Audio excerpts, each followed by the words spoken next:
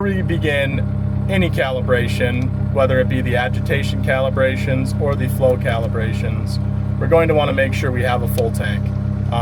If we can't get to a full tank, if time is concerned, make sure you have at least 150 or 200 gallons in a 5800 sprayer, as this is going to allow you to run your agitation and not have air blowing into the system. We also recommend that you let the agitation run, maybe even toggle it on and off once or twice just before you do this calibration, to make sure that you're not just firing it up and getting into it and there's still some air in the system. Calibration with the GeoLink machine, we're going to want to start out by doing a couple things the same way we would on a normal 5800. So making sure our booms are all the way down. Ours are already down here, but just using the normal boom switches. Make sure all three of our section switches are on, and we are in fact ready to spray here. I'll show you what that looks like in a second. And then making sure that our pump is on as well. And when our pump is on, we're also going to make sure in a few minutes here that our engine is at full RPM, so we can get the optimal spray pressure and the pump is running at full speed. To begin the calibration, we're going to go into the GeoLink console and open up the sprayer menu here. And with any menu with GeoLink, you can either hit the button in the upper right there, or you can just hold down and expand it kind of like that.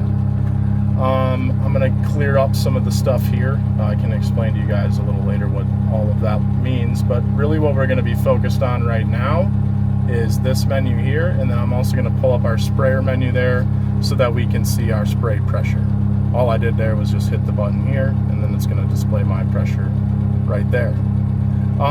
To get into the calibration mode, then what we're going to do is we're going to just click on our flow meter button. Once again, that's just within the sprayer menu, and expanding that, click onto the flow meter button, and we do not have a product assigned. Good learning lesson for us. So each of these machines needs to be set up with a product. So I'm going to go in here, I'm going to pull up that menu again, and I'm going to click on my tank. So this is going to be your spray tank here. Little side lesson outside of the calibration, but when you refill it, for example, you can set your increments, and I'm going to say that right now we have 150 gallons. I don't know if it's exactly full, but that's what we're going to say we have in there, and I will hit OK. So now it shows 150 gallons. As we spray and our volume goes down, it will actually count that down, and I can display that down in the dash here. So for the operators to pay attention to their tank level, it's kind of a nice feature. But the tank needs to have a product for record keeping, for anything like that. So what we'll do here is we'll select product, and what many times we end up doing is just naming the product. We name it water, we name it the nozzle color. You can name it a certain product if you are spraying that product, like a Daconil or something like that. But a lot of times with tank mixes being multiple different things, they'll just name it the nozzle color, and really that's all you need, is to have something assigned to it. So I'll do custom product. I'm just going to name this product water. That's all we're spraying today. If the superintendent, when he takes delivery of this machine, leaves it at water, that will not matter at all. That's just what it's going to say in his records. If he uses that, it will say he sprayed water. And then I have my preset rates here.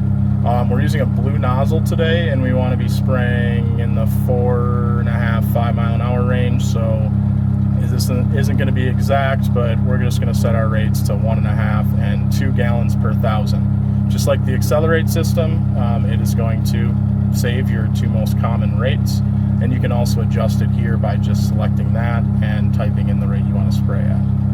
And then for my increment, I'm just going to change that to 0.1. Not really all that important, it's just if you hit the plus and minus, what it will go up and down by once you have that set. Now my product is saved. Really, I was just saving the rate and naming a product, and we're good to go. I'm not going to fill the tank with that product because it already is. So now we're ready to begin the calibration. So now you'll see that it's going to tell me that I need to be spraying. So what I'm going to do is, you can see here it automatically put the sprayer into the manual mode, so I don't have to set my test speed or anything like that. It's going to basically just set it to a certain pressure. And then I'm going to start to rev up my engine here and begin spraying. So I'll turn on the booms there. You can see my pump is on and my section switches are on.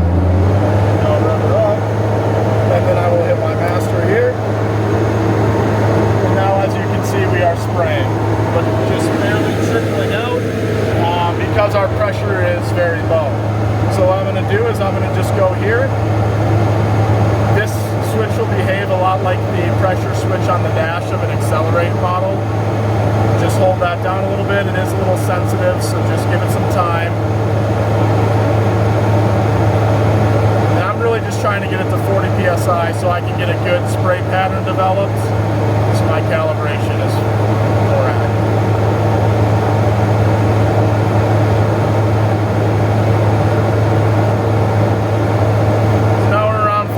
It doesn't need to be exact.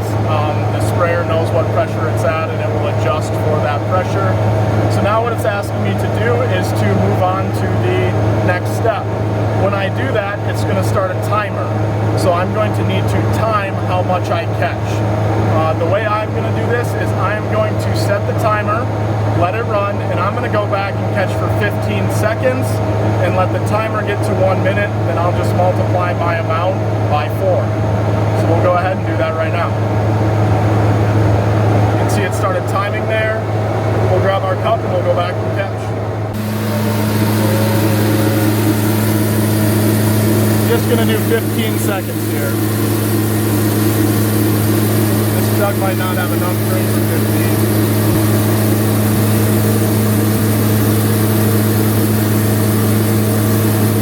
Get to 1 minute here, I'm going to stop my boom and advance to the next menu.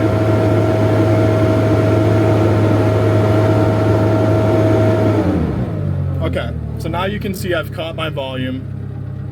Don't do the catch test like me. It's probably best to have a bigger jug so you're not spilling and you can catch a little more, but either way, I've got my volume. I've got it for 15 seconds, but that timer is 1 minute.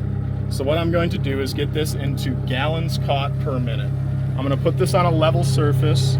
Now, this is probably not the most level surface, but again, we're going to do this later a little bit more accurately.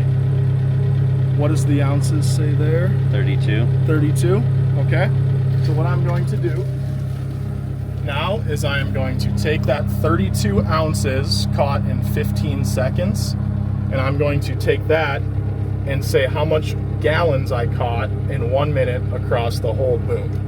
So I'm going to take that 32 ounces that I caught and multiply it by 4. That'll give me how much I caught in 1 minute. Then I'm going to take that and I'm going to multiply it by 12. That is going to get me to 1536, which is how much ounces I caught in 1 minute from the entire sprayer, all 12 nozzles. Now this is in ounces, we want it in gallons, so we're going to divide it by 128. And that will get us to 12. I'm going to go here and type in what I caught, and that is 12. And hit next. The sprayer thinks I should have probably caught a little bit more or less, so it's saying I was off by 3% before. That makes sense because we were noticing a little things that were off as we were spraying. So now it's going to lock us in at 196.83 pulses per gallon. And we are calibrated. So what we're going to do now is adjust our agitation. There's a couple things that we want to look for. While we are spraying, we want our spray pressure to remain constant at 40 psi or whatever our desired pressure is, regardless if our agitation is on or off. So what we're going to do first is we are going to start spraying just in a stationary position and make sure that when we're in the manual mode or the pressure mode, regardless if our agitation is on or if it's off, we stay at 40 psi. We'll demonstrate that quick.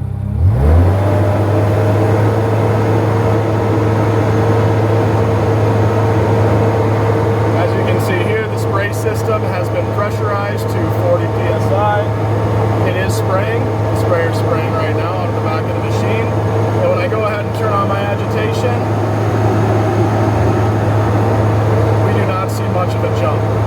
Okay, it's going to hold that pressure right there, remain steady at 40 psi. When I turn it off, we'll see it remain at 40 psi there as well. Now, we also want to make sure that our preset agitation pressure, when we are not spraying, remains slightly higher than our spray pressure. So what that will look like is if we our boom off, the spray pressure, as you can see, is going to remain slightly higher there, with both the agitation on and the agitation off.